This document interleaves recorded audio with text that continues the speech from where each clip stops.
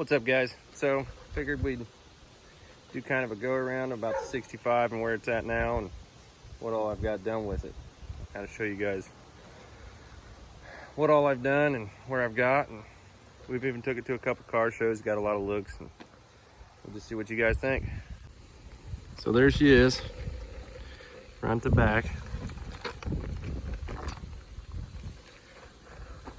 All the way around.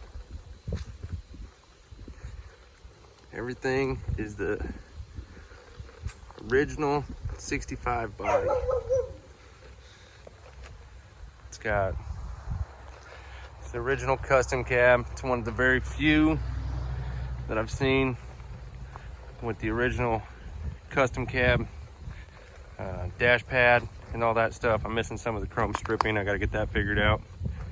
But of course, I've showed a couple videos. This is what I've done to the gas tank to cover it up. Cut diamond plate aluminum. That's 1/8 inch diamond plate.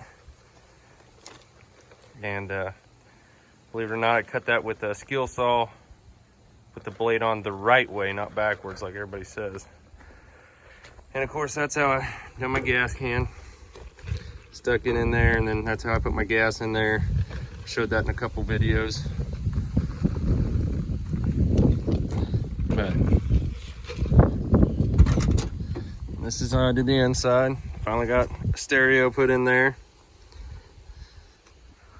I need to probably do another instrument cluster, but that one works for now. That's how I done my stereo.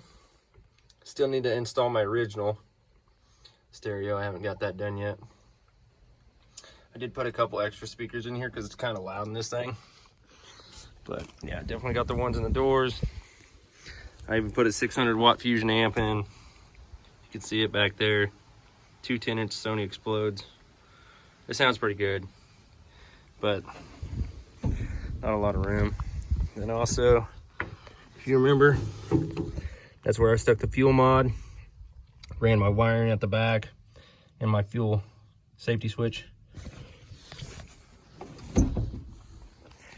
Was gonna put different seats in it, but a buddy of mine kind of talked me into keeping the original, and I'll probably get it reupholstered someday, but for now I just put a saddle blanket on it. Turn signal switch, that was a deal.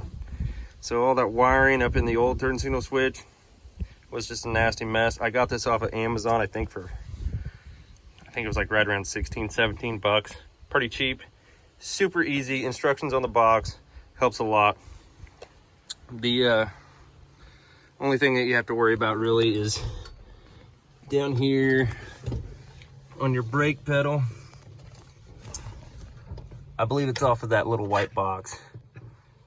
I believe. One of those wires is hot when you hit the brake pedal. That does your brake lights. Other than that, that baby will do all your turn signals.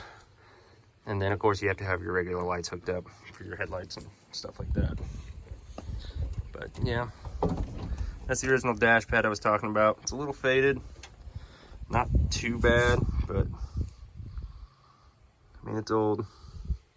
I haven't seen one with it in there before. I still need to get a headliner, of course.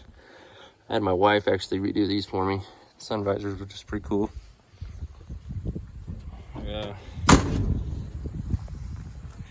Show you guys how the engine compartment looks. I've seen lots of guys kind of chop this up looking real bad. So that's how I did it. It's all in there. I've seen guys actually use the plastic fender wells off of the Crown Vic. I didn't like that. I just kind of cut these out, cut them around, made them fit in there all nice and neat. And we'll have to put a grommet, or not a grommet, some plastic covering for that side because it kind of shows the brake lines. So I wanted to make sure I was clear of those. And then I just folded it down, if you can't see, and then I put some self-tappers into the frame so this doesn't rattle. So I did it on both sides. And of course, that's how I ran my wiring. I dressed it all up. I took a lot of the Crown Vic wiring sleeves and used them Made it a lot easier. But yeah, everything went in there really nice. This is my block off plate. I ended up using actually like a piece of plastic, I think off of the Crown Vic of something. I can't remember. I'm wanting to say it was off the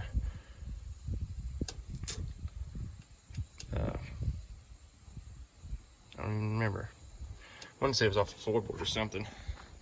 And it worked out just perfect. I just cut it in there, cut it to size, put some self-tappers in there, held that in place. So that kind of forces the air through my radiator down there.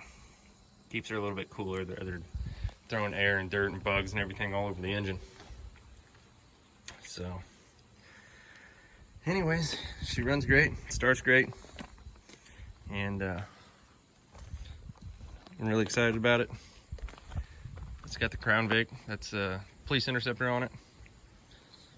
I got a lot of time in it, and not so much money. Lots of time. I bet I probably got around $4,000 wrapped up in this, but I had a guy asking me how much it cost to do this, but really, I mean, it all depends on what you've got, how much you pay for stuff.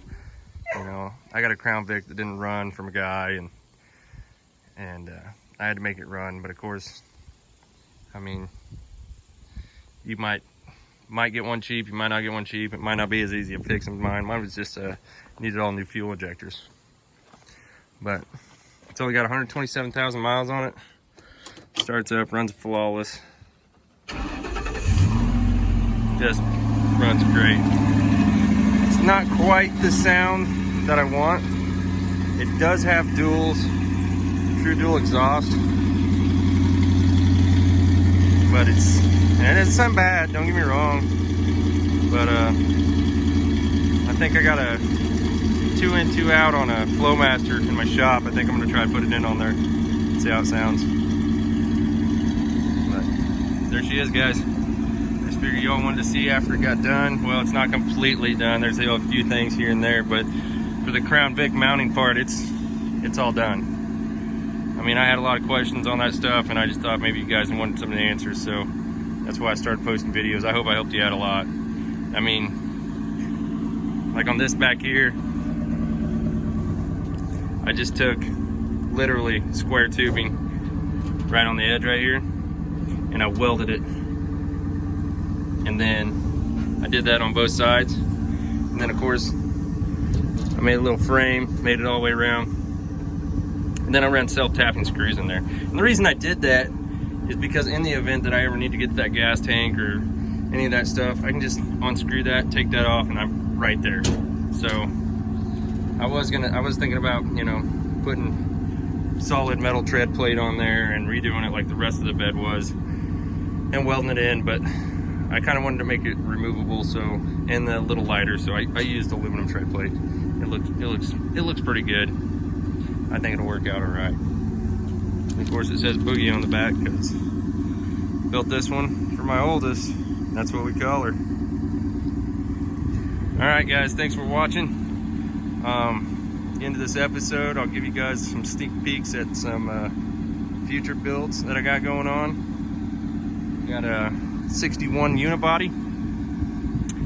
I think we haven't decided if we're going to do another Crown Vic swap on it, or they say you can use an older, like a late 90s style Explorer, and we're thinking about doing a 4-wheel drive on it, and that's a whole nother build. So I'll show you anyways what we got for it.